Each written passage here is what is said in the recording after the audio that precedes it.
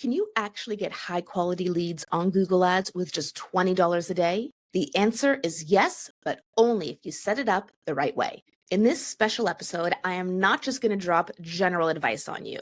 I'm walking you through a real case study from one of my real Google Ads coaching clients who's able to completely drive their business through just $20 a day in Google search ads. I'm going to show you the before and after numbers and walk you through the exact 12-step strategy we used so you can use it too.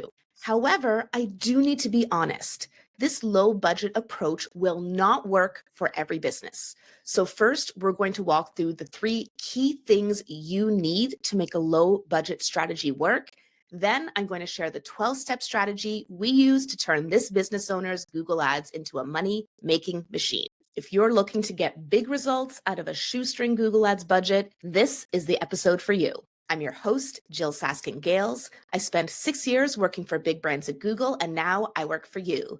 This is Inside Google Ads, episode 100, the $20 a day Google Ads strategy. First, here are 3 things you need to know about whether or not this might work for you. One of the common myths I hear is that you can only get by with Google Ads on a small budget if you live in a small town, and that's not true.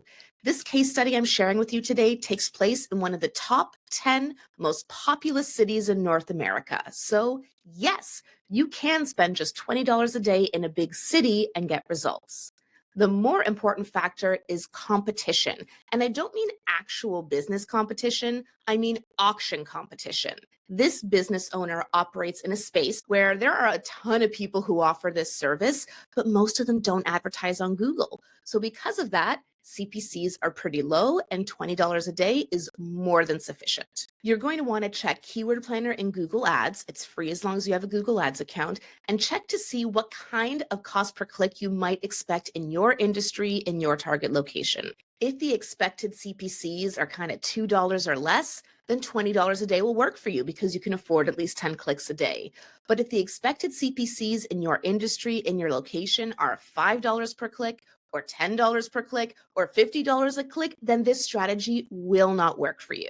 That is to say, the $20 a day part won't work for you. The rest of the steps you should absolutely take, but I can't guarantee you'll see the same results because those higher CPCs mean that you do have a lot of auction competitors.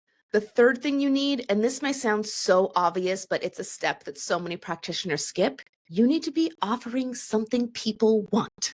This is why Google Ads often don't work for new business owners, not because your products or services aren't amazing, but because you just haven't figured out the right way to communicate what you offer in a way that's appealing to your audience, or your website has just not been tested enough and it's not optimized to convert that intent. This business owner I'm going to share with you, relatively new business owner, website, nothing fancy, they DIY'd it themselves, but it's a high demand service. The website does a good job of explaining why you should go with this person, and they make it really easy to convert and reach out to them. So those are just some marketing fundamentals you do need to have in place if a shoestring Google Ads budget is going to work for you. All right, now that the caveats are out of the way, I'm going to show you the exact metrics from this Google search campaign before I started working with this client. Then I'll share the 12-step strategy we use to turn things around. And then I'm going to show you the after numbers of the real results they're achieving right now in Google Ads. I had my first Google Ads coaching call with this client in June 2025. They had experimented with Performance Max, with search, and at this time, they had one search campaign running. Here were their stats for the last 30 days. 19,000 impressions, 761 clicks, which means a 4% click-through rate. A little lower than what I would typically expect for non-brand search. They had spent $520 in the last 30 days, and their average cost per click was 68 cents. Are you starting to see the red flags? Google Ads said they had 708 conversions over the last 30 days, which meant a 93% conversion rate. Now are you really seeing the red flags? That meant that their cost per conversion was supposedly 73 cents. And when I asked this business owner, hey, have you gotten 708 leads in the last 30 days? They said, not even close. Over the course of our 1-hour call, here are the 12 specific recommendations I made to the client, and we were able to actually implement 10 of them right there on the call. Number one, search partners. They had search partners turned on in their search campaign, and that's why they had such a high volume of impressions and then such low CPCs at 68 cents. So I showed them how to turn search partners off in their campaign settings so that we would only be advertising to people searching for their services on Google search.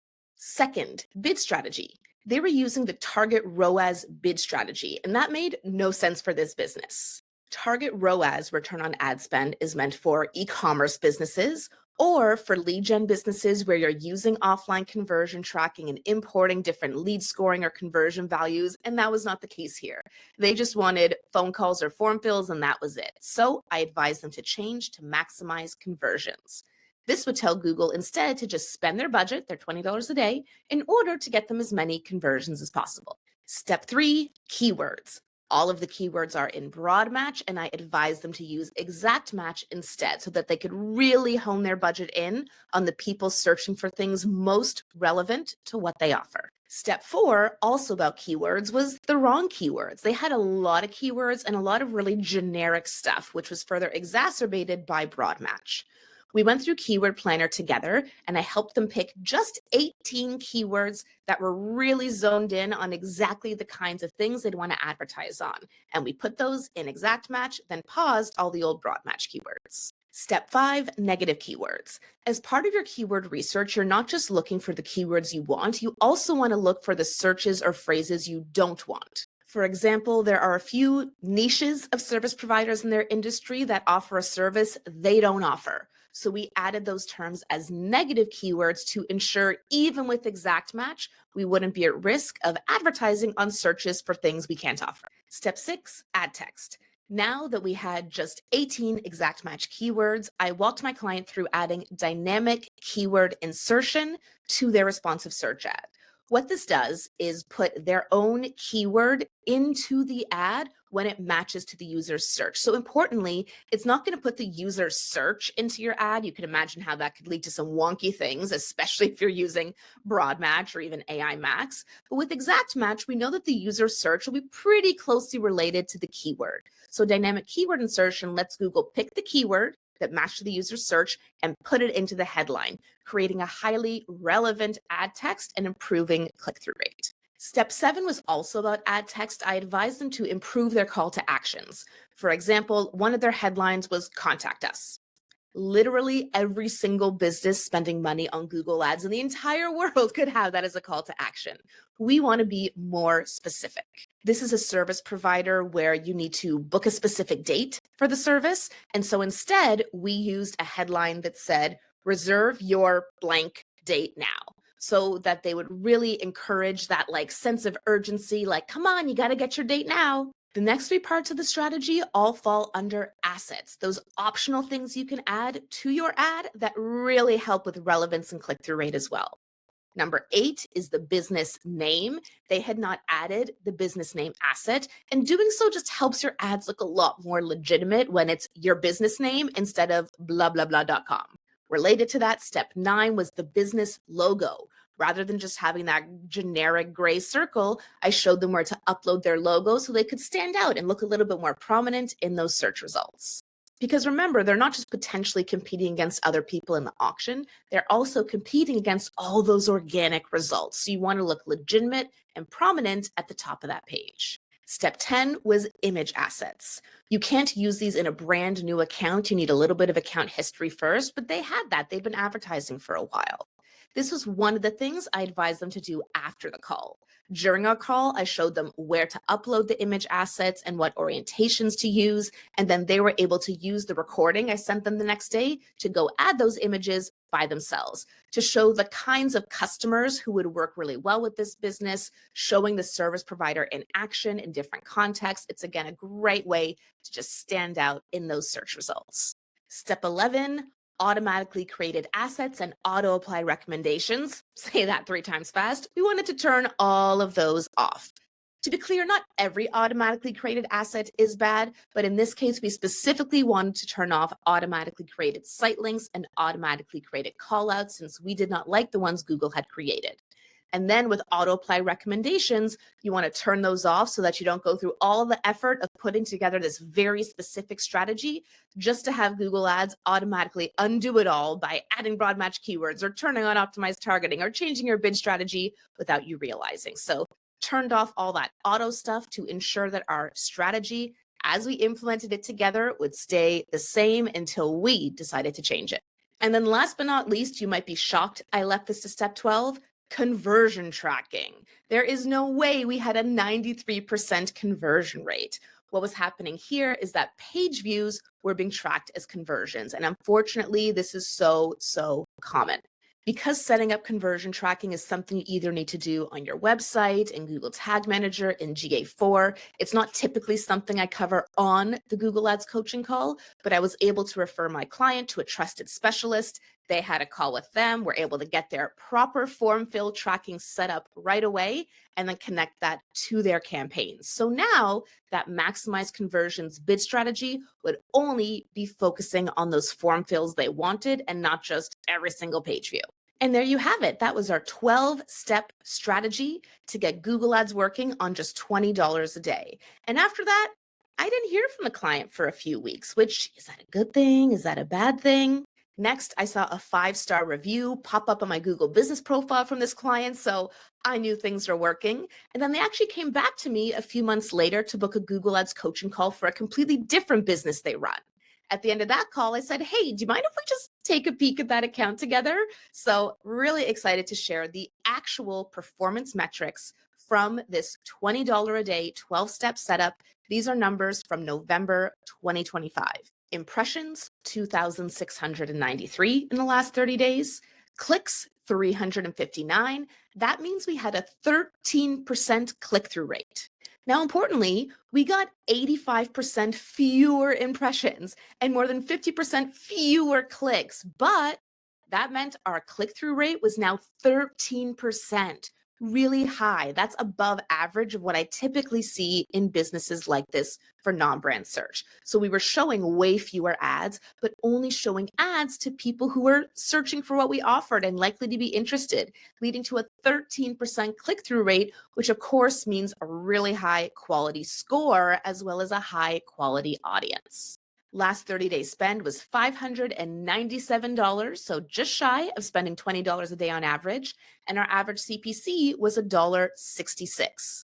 So CPCs had gone up about 1.5 times, but still pretty cheap. I said that was a key part of the strategy, right? $1.66 CPCs on Google search for the exact searches we're looking for. That's part of the reason why this 12-step strategy could work for this business. Conversions, we got 51 over the last 30 days. So again, 93% drop in conversions, but you know what? These were quality conversions. We weren't blowing money on optimizing for page views. We weren't blowing money on search partners. These were just people on Google search looking for exactly what this business owner offers. So our real conversion rate here is 14%. And again, for a service provider like this, I would consider that to be above average. Generally, for a form fill conversion for a service provider, especially a small independent business, not some huge multinational chain or franchise, I expect a conversion rate of around 8 to 10% to that form fill. This is 14%. So again, it shows it's not just about the ads, so of course that's important, but when those people are landing on this website, they're interested in the offer and they want to convert. At the end of the day, that brought us to a cost per conversion of $11.71. So that was the cost per lead here. Highly profitable for this business owner. They're able to convert those leads at a really high rate and make good money off of their Google Ads investment. So there you have it. This is the exact 12-step Google Ads strategy we use to turn $20 a day into profitable leads for this client. And because this is episode 100 of the Inside Google Ads podcast, I wanted to leave you with a little something extra special at the end. The key ways that I help you get better results from Google Ads, in addition to this free podcast and my free social media content, are booking a one-on-one coaching call with me, joining my courses, Google Ads for Beginners or Inside Google Ads, or getting me to audit your Google Ads account. So today I am offering you 20% off a Google Ads audit of your account. All you need to do when you reach out to me is just mention episode 100 and boom, you get 20% off. Whether you have one campaign or 100 campaigns, I'm going to go through your account with a fine-tooth comb, give you a scorecard of how things are going, and then list out specific actions you can take to improve performance. After receiving the audit, you can go ahead and implement by yourself. You can book a call with me and we'll implement together whatever you'd like to do. After the most recent Google Ads audit I did, the client did decide to book a coaching call with me, and here's what they said to me on the call. I do a lot of audits on different things in my business. This was the best ever. It was so detailed and you explained everything so thoroughly. A lot of the time when I go away from an audit, I think, I don't know if it was worth the money, but this is worth every penny. I just want to say thank you so much. You can learn more about getting me to audit your Google Ads account at the link in the episode description. You'll also find information about my coaching, courses, everything you want to know at jyll.ca. That's JYLL.ca. Just remember to mention episode 100 to get 20% off your Google Ads account audit. I'm Jyll Saskin Gales, and I'll see you next time inside Google Ads.